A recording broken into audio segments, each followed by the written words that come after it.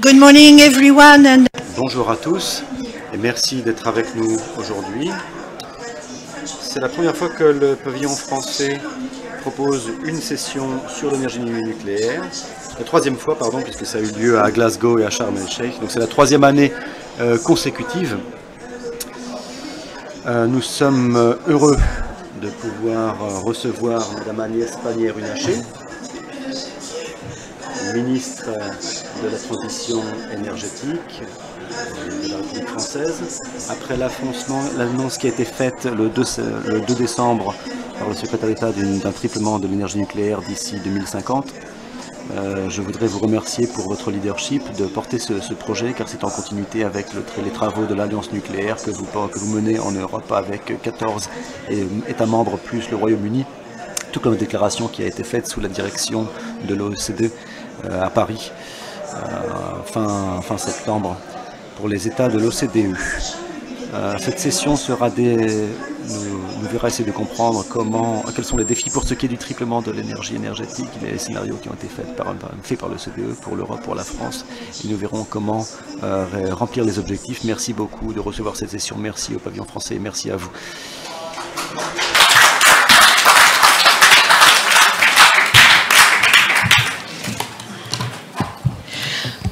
good morning ladies and Bonjour à tous, mesdames et messieurs, chers amis.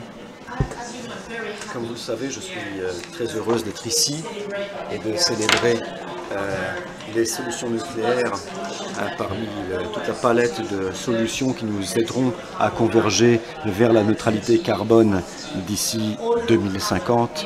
Toutes les énergies à bas carbone doivent nous aider à renoncer aux combustibles fossiles le plus vite possible. L'énergie nucléaire a clairement un rôle clé à jouer de ce point de vue.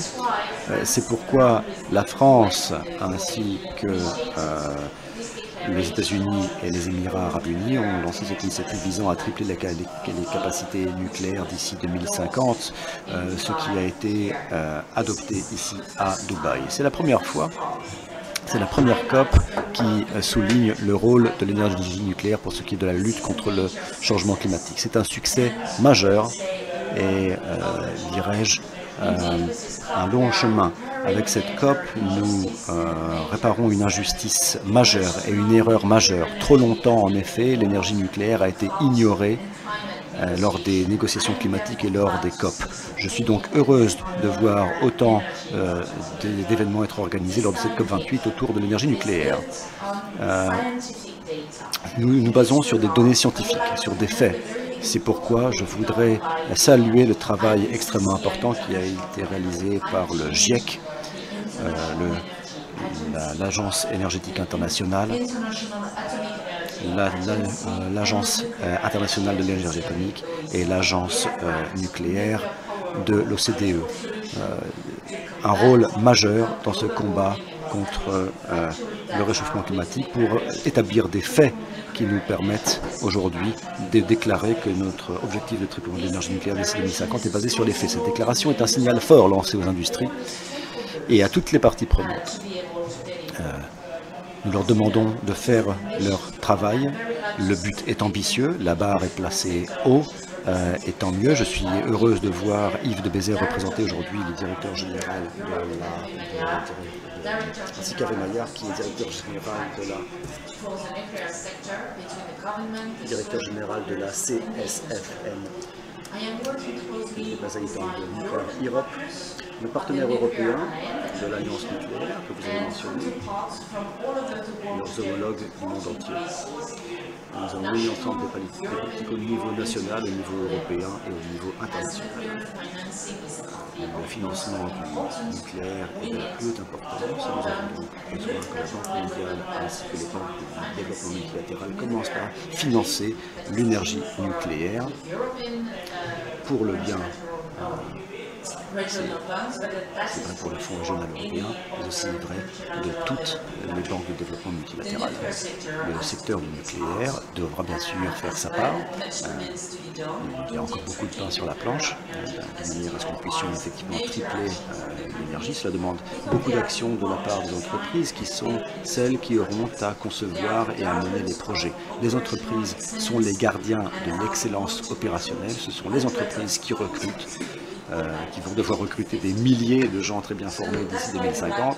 C'est pourquoi je voudrais remercier Sven pour votre engagement à tous pour avoir organisé cet événement, pour avoir travaillé à la construction d'une connaissance et à la diffusion d'une connaissance scientifique sur le sujet. Merci aux intervenants. J'ai hâte de suivre vos échanges, que j'espère fructueux. Et très rapidement, nous avons besoin du nucléaire, nous avons besoin de ce succès, nous avons besoin que tout le monde soit engagé, nous avons besoin de construire des capacités, des compétences, des connaissances et du succès opérationnel dans les années à venir. Je suis certaine que nous y parviendrons de condition à ce que nous fassions les choses en équipe et intelligemment, en bonne intelligence. Merci beaucoup. Merci à vous. Thank you, Madame la Ministre. So I'm very happy and honored. Merci, Madame.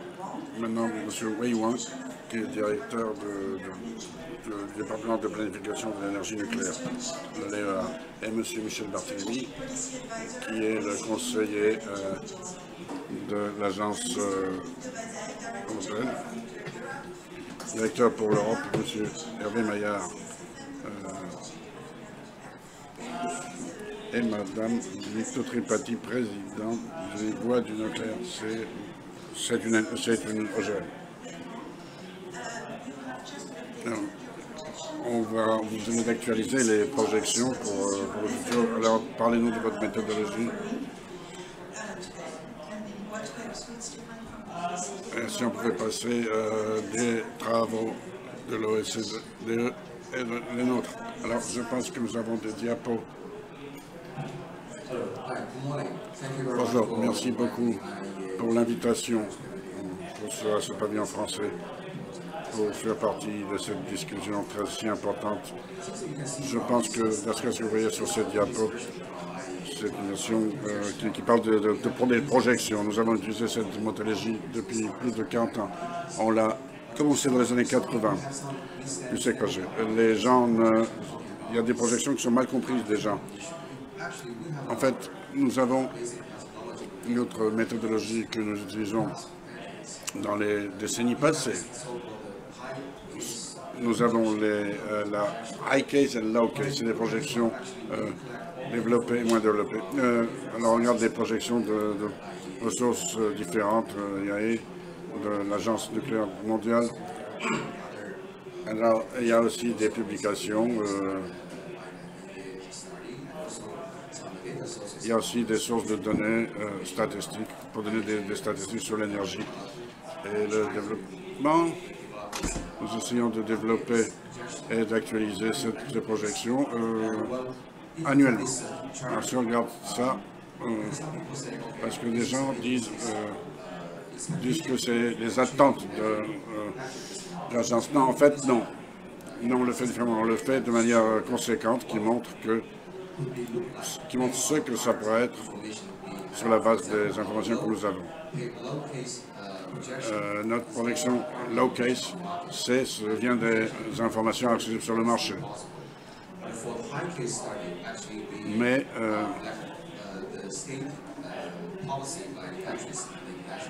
on regarde ce que disent les parties prenantes internationales au niveau international. On met ça ensemble, nos experts, pour évaluer les résultats. C'est ambitieux, mais c'est possible. Tripler, quand je parle de tripler, c'est un objectif très ambitieux. Et nous attendons que l'industrie pourra travailler pour l'atteindre, pour adresser ce 1,5% de nos projections. Il s'agit plutôt de montrer que sur la base des informations que nous possédons maintenant, et ce que le nucléaire pourra être dans les années à venir, dans les 40 et dans les années 50. Cette année, la publication que vous voyez c'est la troisième fois que ce high case,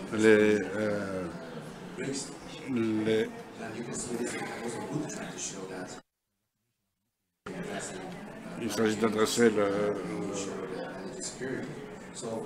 pour assurer la sécurité énergétique.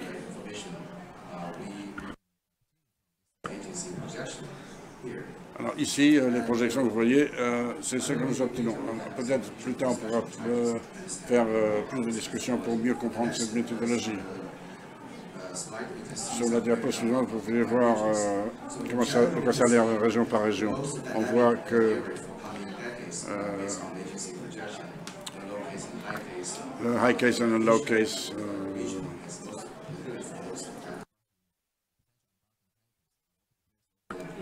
ça inclut la Chine, la Corée et autres.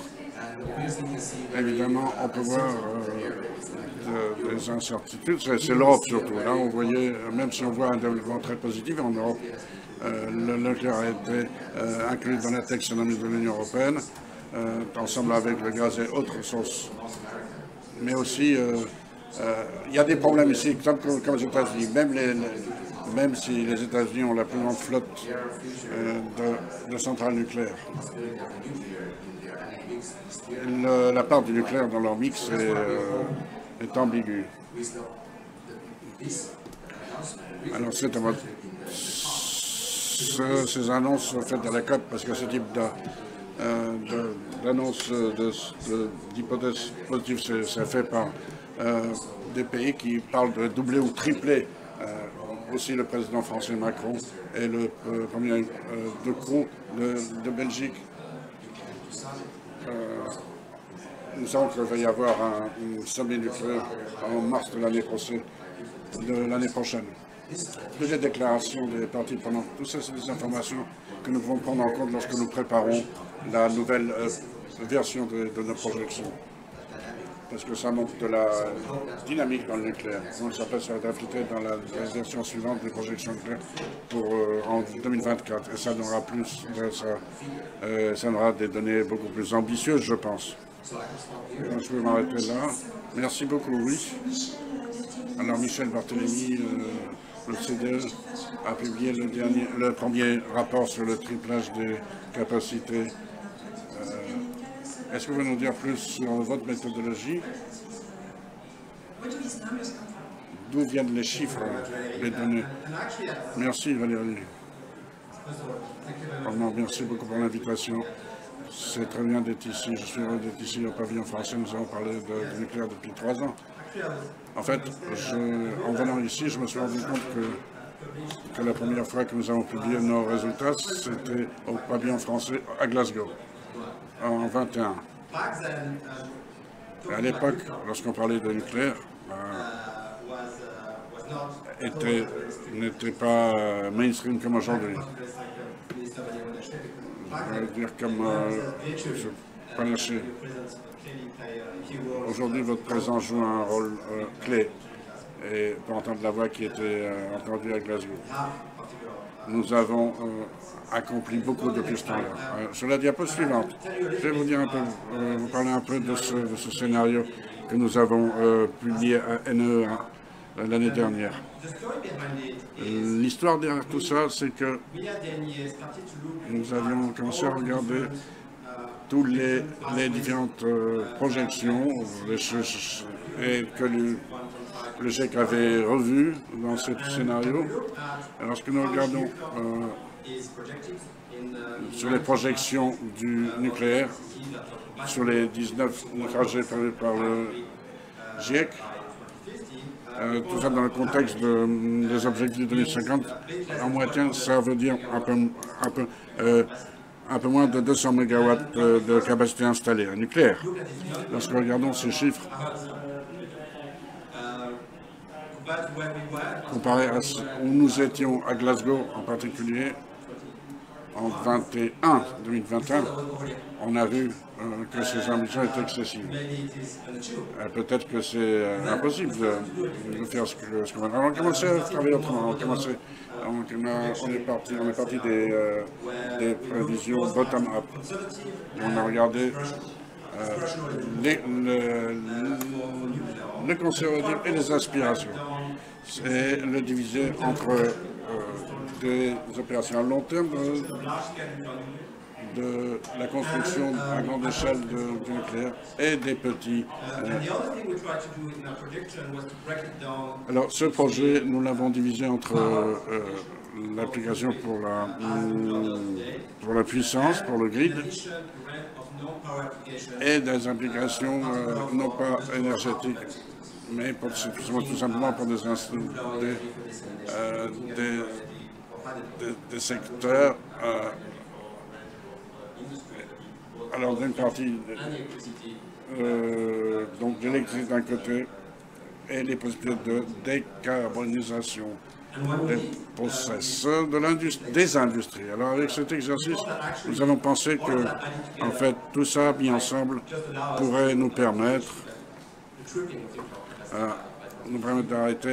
d'arriver au triplage en fait d'ici 2050 des capacités nucléaires. Nous avons vu que ça a été reconnu par les leaders mondiaux au début de la COP, au plus haut niveau dans la déclaration. Alors, comme je dis, c'est une projection de nos aspirations, ça va être difficile, mais c'est possible. En particulier,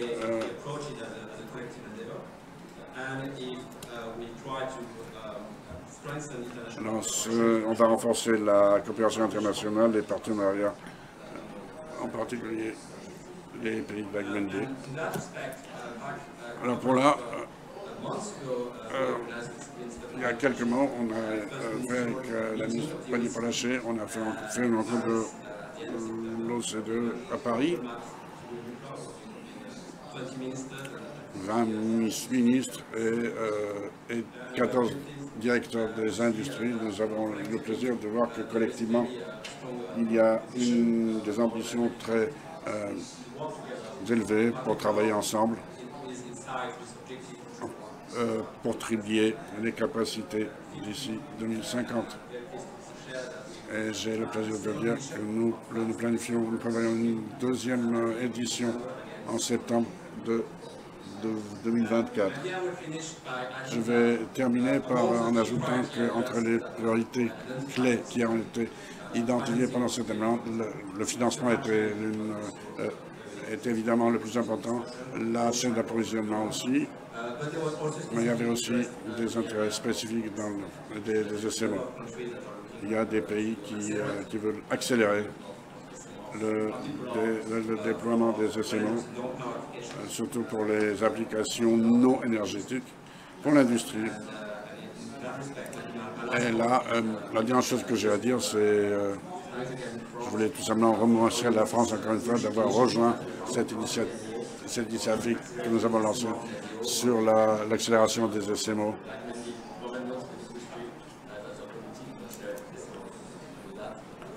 Là-dessus, je termine et je vous passe la parole. C'est une bonne transition, il y a d'autres initiatives d'ailleurs. Yves, de bataille au sein de l'Alliance nucléaire, il y a 40 États, n'est-ce pas, 40 pays qui sont arrivés à cet objectif de 140 gigawatts d'ici 2050. Pourriez-vous nous en dire plus sur ce chiffre et comment y arriver? Encore une fois, Madame la ministre Agnès Pannier-Runacher a un rôle pivotal, un rôle absolument essentiel pour ce qui est de la recréation de quelque chose qui avait existé, mais pas exactement sous la même forme, et qui s'appelle l'Alliance nucléaire. Une des premières tâches de celle-ci aura été de créer, de fixer un objectif pour 2050. En fait, il est important d'avoir un objectif, d'avoir une cible. et de voir ensuite comment parvenir à ces fins. 150 gigawatts, c'est plus 50% par rapport à maintenant, donc c'est pas vraiment triplé. Mais ça reste quand même un objectif ambitieux. Il faut se souvenir d'où on revient quand même. Le dernier scénario référence de la Commission européenne qui a été produit il n'y a pas si longtemps que cela d'ailleurs, il y a 3 ans, il n'y a pas très longtemps. La prévision c'était quoi? C'était une réduction de la part du nucléaire, une réduction de 70 gigawatts de capacité d'ici 2050. Donc, vous voyez, par rapport à ça, si on se compare au dernier scénario référence, ça veut dire que nous allons doubler l'objectif. Alors comment y parvenir? Mais il est évident que nous aurons à penser opérationnel, à penser long terme, à aller au-delà du ratio de 60 ans et réfléchir à une augmentation de la longévité jusqu'à 80 ans, comme cela se fait aux États-Unis d'ailleurs. Il y a un effort en matière de recherche et de développement pour ce qui est de la préparation à cette durée potentielle, à cette longévité potentielle de la flotte du parc nucléaire existant. Ça veut dire que si nous ne... Ça veut dire qu'on... C'est 25% de l'objectif. Alors, arriver jusqu'à 150 gigawatts, ça veut dire 120 nouveaux. Ça veut dire construire ce qu'il faut, ce dont on a besoin pour faire 120 gigawatts en plus. C'est tout de même pas rien. Pour vous donner une idée, ça veut dire 4 gigawatts par an au niveau de l'Union européenne. Sans oublier, bien sûr, que cela ne se fera pas demain ou après-demain. Cela va prendre 7-10 ans ne serait-ce que de lever les voiles. En 2035-2040, il nous faudra avoir 8 gigawatts construits tous les ans. On aura besoin de construire le parc nécessaire à faire 8 gigawatts tous les ans. C'est ambitieux et la décision doit être, pour que ça se fasse à ce moment-là, il faut prendre la décision maintenant. Et voilà où nous en sommes, au moment de la prise de décision. Nous avons besoin de conduire des politiques volontaristes, des politiques ambitieuses, audacieuses. Et d'ailleurs, je m'en tiendrai là pour l'instant parce qu'il faut que ce soit une discussion, mais avec la nouvelle commission qui prendra ses responsabilités l'année prochaine, créer un cadre reconnaissant l'importance du nucléaire, l'énergie nucléaire qui doit avoir les mêmes droits que les autres, que les autres énergies propres, avec le même degré de financement et le même respect que les autres énergies propres. Bien sûr, il y a beaucoup de bruit, donc n'oubliez pas que le pavillon français peut vous fournir des récepteurs qui vous permettront d'entendre mieux les échanges ou de les suivre en français aussi. Hervé, vous êtes donc à la commission stratégique de l'industrie du nucléaire en France, CSFN. Quels sont les plans au niveau de la France et quels sont les plans du secteur? Quelle est votre feuille de route? Quel est le programme? Je sais que le plan est particulièrement ambitieux en France. Voudriez-vous nous faire quelques commentaires? Oui, merci Valérie. Beaucoup de choses ont été dites déjà. Je me contenterai donc de donner quelques chiffres et de porter un autre regard sur ceci. L'énergie nucléaire est sans doute c'est ce qu'on a de mieux comme production d'électricité bas carbone. C'est aussi une énergie qui est très dense, une électricité très dense. Je vais vous synthétiser ce que je veux dire par là, mais une centrale nucléaire, c'est 1 km². Et vous pouvez mettre 3... Et ça produit autant que 3 parcs éoliens, si vous voulez. Donc c'est dense par rapport à la superficie dont vous avez. Si vous faites un ratio énergie produite superficie, c'est particulièrement intéressant. Ça consomme moins d'acier. La caractéristique intéressante, si vous voulez fournir par exemple de l'électricité à un pays qui n'ont pas de réseau stable pour le moment, le prix est super, c'est très intéressant parce que si vous opérez pendant 60 ans, 80 ans comme aux États-Unis, le prix de l'électricité il est particulièrement stable. C'est ça qui est intéressant avec le nucléaire aussi. Les chiffres de l'OCDE disent que c'est environ 70%. En fait, si vous trouvez une solution pour le coût capital, le coût du capital, vous allez avoir une énergie très bon marché pendant 60, 70, 80 ans grâce au nucléaire. Des prix intéressants et stables. Alors pour revenir à la France, parce que je parle des États-Unis, mais Madame Agnès Pannier a dit qu'en France, nous aurions un cadre législatif intéressant début de l'année, mais c'est en discussion à l'Assemblée nationale. Il y a une grosse poussée sur les énergies renouvelables. La longévité du parc des réacteurs existants va être prolongée à 60 ans, voire plus, peut-être même 80. La longévité, le cycle de vie. C'est ce qu'a décidé l'autorité française. Nous allons construire deux EPR de deuxième génération avec les premiers concrets d'ici 2027, peut-être début 2028. Le lancement des premiers EPR de deuxième génération sera vers 2035. Nous travaillons au design, enfin, la conception des premiers réacteurs, et 8 autres bientôt, peu après, la décision sera prise dans les 4 années à venir. Nous allons aussi lancer la construction d'un générateur électrique, un SMR, un SMR, c'est des 240 MW. Vous aurez les premiers concrets en 2030. Et nous commençons aussi un réacteur avancé. Oui. Ce qui est intéressant, c'est qu'il est ouvert à différents usages de l'énergie nucléaire. Chauffage, industrie alimentaire, diverses productions.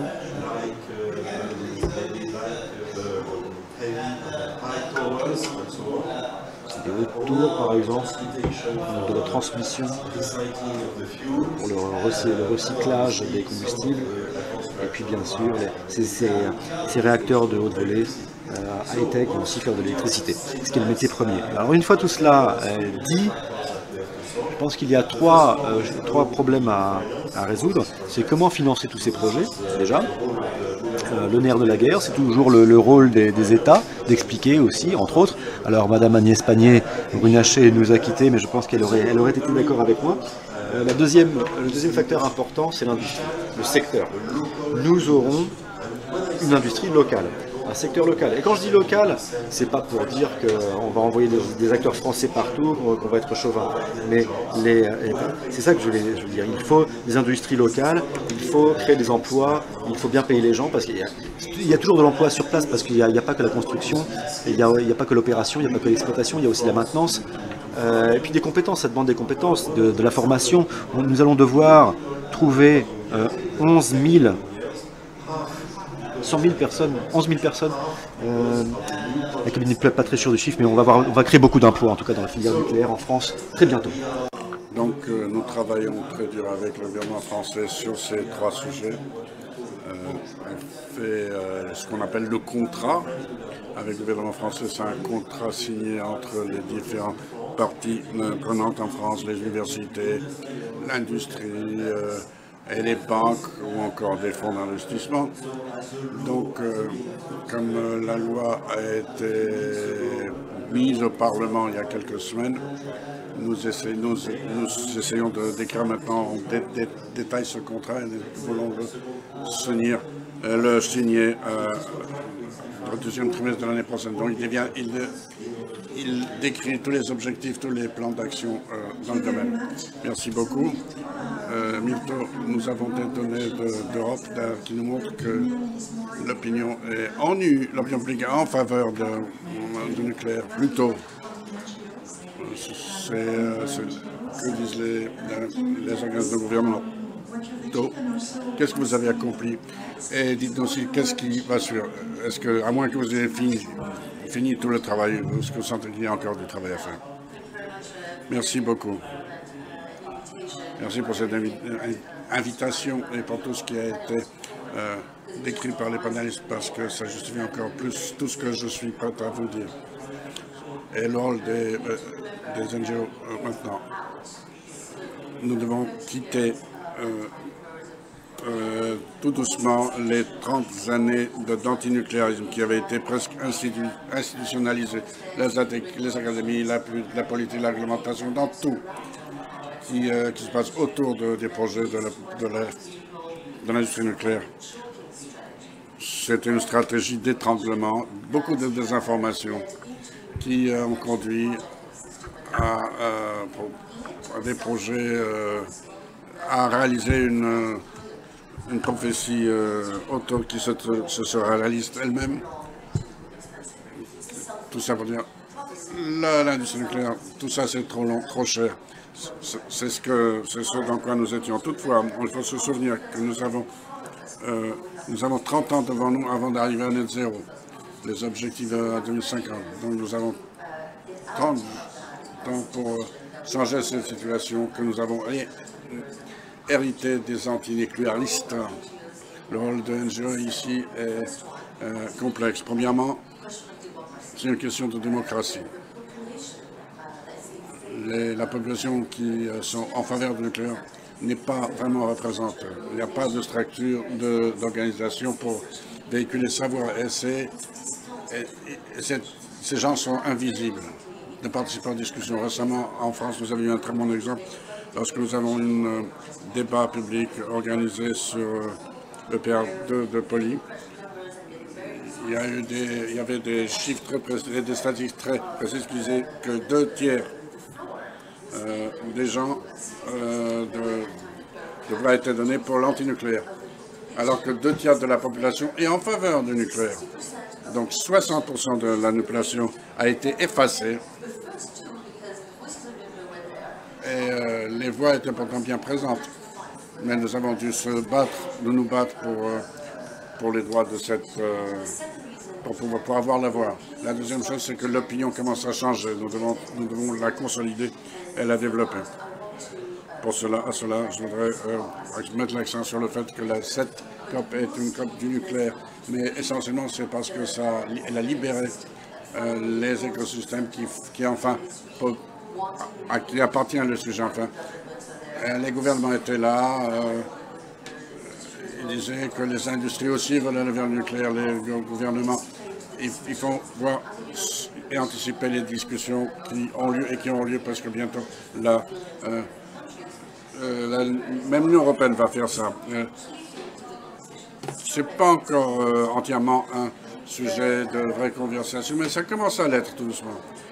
Alors, pour la considération de l'opinion, c'est qu'il y avait un pool qui a été fait par le régulateur français ESN en 2022, qui disait, une étude qui dit que 60% de la population pensait que des informations de la part des associations et des NGO était la mieux valable, la plus juste et vraie.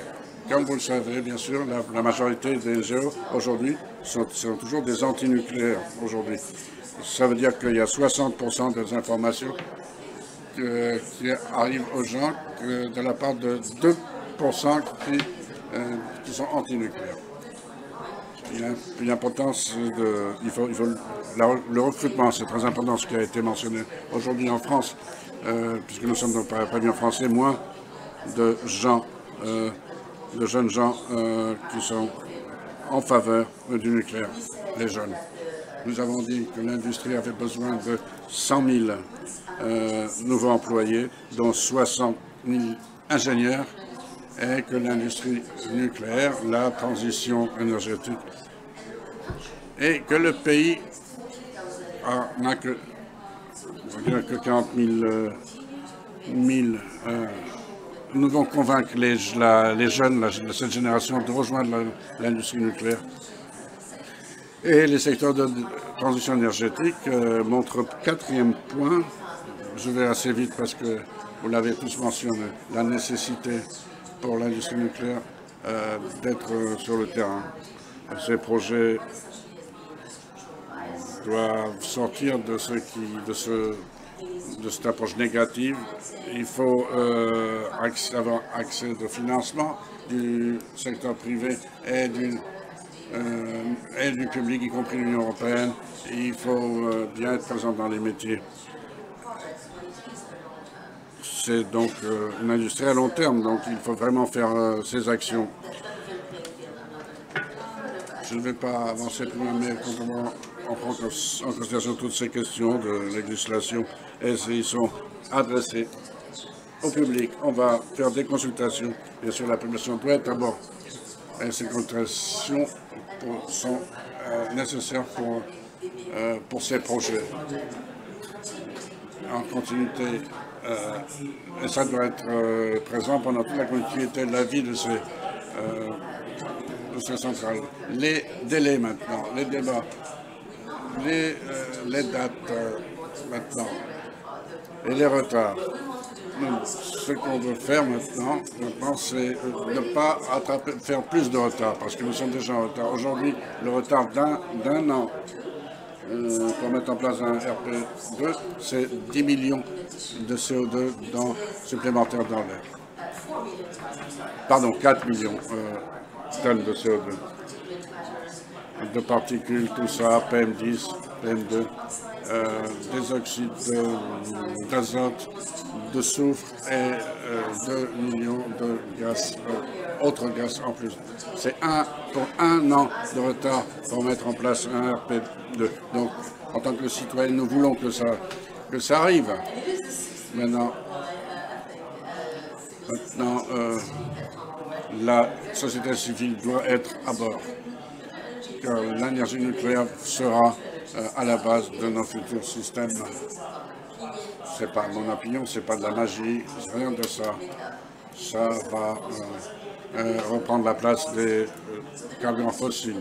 Donc, on va avoir une contrepartie au nucléaire et pour maintenir un dialogue avec la société, quelqu'un qui est volontaire, qui est critique et qui représente la voix des citoyens à cet égard. Two questions. Merci beaucoup. J'ai deux questions. Maintenant, nous avons parlé un peu de ce que le nucléaire pouvait faire hors l'électricité. Dans le scénario français, par exemple, on passe d'une part de 25% du mix énergétique actuel basé sur l'électricité. Il faut doubler cela d'ici 2050, ce qui va contribuer. Vous savez, l'électricité est particulièrement c'est peut-être très efficace comme production énergétique. Il y a deux micros à lui. Il y a aussi l'énergie thermique, le chauffage. Il y a de plus en plus de voix qui disent que nous n'aurons pas assez de biomasse. Donc, comment le nucléaire peut-il contribuer? Vous avez dit quelque chose, mais est-ce qu'on pourra avoir des scénarios plus précis là-dessus? Quels sont les exemples que nous avons dans le reste du monde et en Europe? C'est moi qui ai le micro, donc je vais commencer. C'est très pertinent comme question. Ça fait plusieurs jours maintenant que je suis à la COP et c'est quelque chose qui revient beaucoup dans les conversations autour du nucléaire. À l'IAEA, nous parlons des SMR, petits réacteurs, les petits et moyens réacteurs, et nous réfléchissons au réseau et énergie. Mais l'idée, c'est de voir s'il y a pourquoi est-ce que les SMR sont aussi importants aujourd'hui. C'est à cause de l'échelle d'acteurs industriels, toutes ces entreprises qui auraient pu acheter de la biomasse il y a quelques années, ou auraient pu envisager par exemple des réductions de carbone pour arriver aux objectifs de 2050 et qui se rendent compte que ça ne va pas suffire pour décarboner. Et dans beaucoup de cas, surtout quand on pense aussi à la chaleur, vous l'avez dit, il voudrait de la biomasse pour tout le monde, mais le nucléaire, c'est une des solutions efficaces qui s'offrent à eux pour atteindre les engagements climatiques. Alors, deux exemples. Le premier ne concerne pas seulement le chauffage, mais je pense que ça va être une locomotive sur le marché. à savoir les centres de données. Je dis ça parce qu'il y a des annonces qui ont été faites, je ne l'aurais pas forcément remarqué, mais lors de cette COP28, Microsoft par exemple et Google ont beaucoup parlé du nucléaire comme une option de décarbonation pour eux dans leur communiqué. Chose nécessaire, enfin ils en ont besoin, parce qu'ils ont compris que pour décarboner, on avait besoin de solutions fiables. Et en fait, le nucléaire est une des quelques solutions efficaces bas carbone qui peuvent convenir, qui peuvent faire l'affaire. L'autre raison, l'autre sujet, c'est l'industrie, le secteur. Je pense qu'il y a un exemple qui me vient à l'esprit, en dehors de la France d'ailleurs, et je laisserai les autres parler de ce qui se passe en Europe, de ce qui se passe en France, mais aux États-Unis, il y a Dow Chemical, le plus grand groupe chimique au monde. Ils sont sur le gaz maintenant, pour certains sites du sud du Texas. Et ils voudraient remplacer cette énergie gaz en investissant dans des SMR justement, de manière à décarboner leurs infrastructures d'ici le début des années 30. 2030. Donc nous avons besoin, l'industrie a besoin du nucléaire, il n'y a pas que les particuliers pour leur électricité et pour leur chauffage qui ont besoin du nucléaire. Donc ça va signifier une accélération, un changement d'échelle. Il y a une véritable fenêtre d'opportunité pour le nucléaire en ce qui concerne la décarbonation de l'économie. Le potentiel du nucléaire est immense. Alors Monsieur Wei Huang, 40 réacteurs dans le monde qui font de la chaleur, n'est-ce pas? Il y a eu une annonce en Chine concernant de grands systèmes de chauffage central dans de grandes villes pouvant satisfaire les besoins d'un million de gens. Je vais dire les choses comme ça. Les projections. Nous avons une agence qui a appliqué cette méthodologie, c'est ce qu'on appelle la simulation énergétique. C'est une simulation dont le but est d'assurer la cohérence de nos prévisions à long terme. Nous avons pris en compte les opérations au long terme, mais nous avons aussi suivi de près ce que les pays avaient annoncé pour ce qui est de leur plan opérationnel à long terme, pour faire en sorte que nos scénarios soient fiables sur le long terme. La deuxième chose, sur les applications non électricité, les autres, chauffage, etc. C'est vrai que si on regarde les besoins en décarbonation, l'électrification c'est une chose, mais il y a aussi le fait de décarboner les autres secteurs. Et là, le potentiel du nucléaire est immense. Le nucléaire peut décarboner d'autres industries. On voit que les centrales nucléaires participent déjà au chauffage. Il y a beaucoup de réacteurs qui sont sollicités et qui ont été sollicités ces dernières décennies pour le chauffage, mais nous voulons aller plus loin. Entre-temps, nous voulons voir comment le nucléaire peut soutenir d'autres branches. Le nucléaire, on parle beaucoup d'hydrogène en ce moment. La bonne nouvelle, c'est que le nucléaire peut soutenir l'hydrogène, le secteur de l'hydrogène. Et ça c'est intéressant parce que il faut voir après ce que ça veut dire en termes d'économie des valeurs, en termes d'industrie des valeurs. Le nucléaire au service de l'hydrogène, vous faites d'une pierre deux coups. Donc le potentiel il est immense, le potentiel qui est celui du nucléaire et notamment des SMR.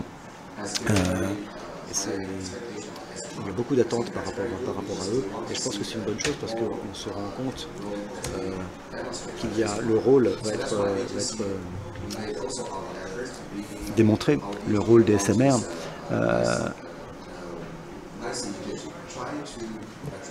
Nous essayons de traiter deux problèmes, deux obstacles. Le déploiement des SMR, alors c'est le développement. Nous essayons de voir comment aider à améliorer le processus et l'efficacité du processus ICC.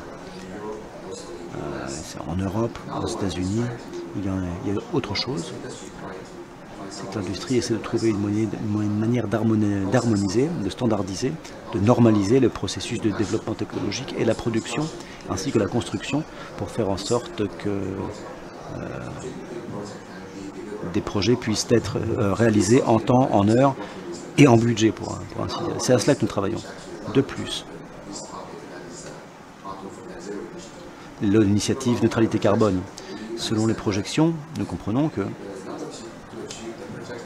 pour réaliser les objectifs de l'agence basés sur la politique actuelle et les projections ambitieuses qui sont les nôtres, triplées quand même, nous avons besoin de comprendre ce qui peut se passer, quels sont les besoins, quelles sont les attentes.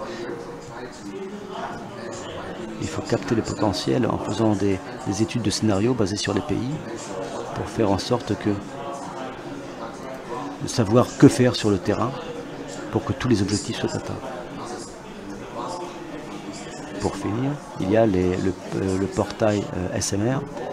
C'est une agence étatique. Nous y avons placé énormément d'informations sur la santé, la sécurité, les développements technologiques, sur une même plateforme, un guichet unique qui vous permet d'avoir accès à toutes ces informations de manière à savoir quels ont été les derniers développements.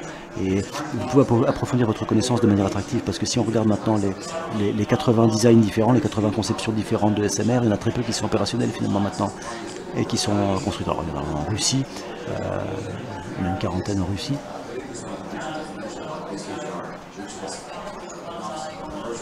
Il y a 3 jours, il y a eu des petits projets qui ont été lancés, qui vont être commercialisés, puis Argentine, Russie, Chine aussi. Et nous voudrions plus de projets SMR. Et je pense que ça devrait être possible que ce soit... les attentes sont énormes et ce serait bien que les choses accélèrent dans les décennies à venir. J'ai une dernière question que je voudrais poser à Yves. Il a été dit, n'est-ce pas, que nous n'avons pas forcément... Les règles du jeu n'étaient pas forcément les mêmes pour tout le monde et que le nucléaire ne jouissait pas des mêmes droits que les autres énergies propres. Nous avons de bonnes nouvelles cette semaine, puisque le Conseil européen a voté pour inclure le nucléaire, l'énergie nucléaire, à son acte de l'industrie neutralité carbone, à zéro émission. Donc, est-ce que finalement les règles du jeu deviennent les mêmes pour tout le monde? On y est? Oui, je vais arrêter là. Est-ce qu'on y arrive? Non, on n'y est pas encore. Nous voyons des progrès dans certains aspects. Comme mentionné, le nucléaire sera accepté comme une stratégie technologique pour atteindre l'objectif net zéro.